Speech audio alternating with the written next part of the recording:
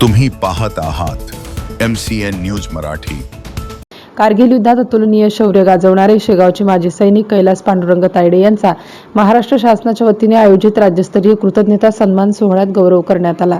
मुंबईतील मंत्रालयाच्या लोकभवनातील दरबार हॉलमध्ये आयोजित 27व्या कारगिल विजय दिन कार्यक्रमात महामहिम राज्यपाल जिष्णुदेव वर्मा यांच्या हस्ते त्यांना सन्मानचिन्ह प्रदान करण्यात आले।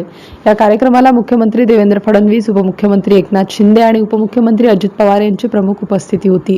सांस्कृतिक कार्य संचालनालय महाराष्ट्र राज्य यांच्या वतीने आयोजित या सोहळ्यात राज्यभरातील कारगिल वीर आणि त्यांच्या कुटुंबियांचा सन्मान करण्यात आला। 1999च्या कारगिल युद्धात कैलास तायडे यांनी शत्रूच्या गोळीबाराला धैर्याने तोंड देत पराक्रम गाजवला।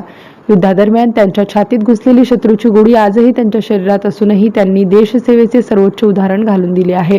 या राज्यस्तरीय सन्मानामुळे शेगाव शहरासह संपूर्ण बुलढाणा जिल्ह्याच्या गौरवात भर पडली असून नागरिक व माजी सैनिकांकडून कैलास तायडे यांच्यावर अभिनंदनाचा वर्षाव होत आहे। MCN न्यूज मराठीकरिता रवी शेगोकार, शेगाव।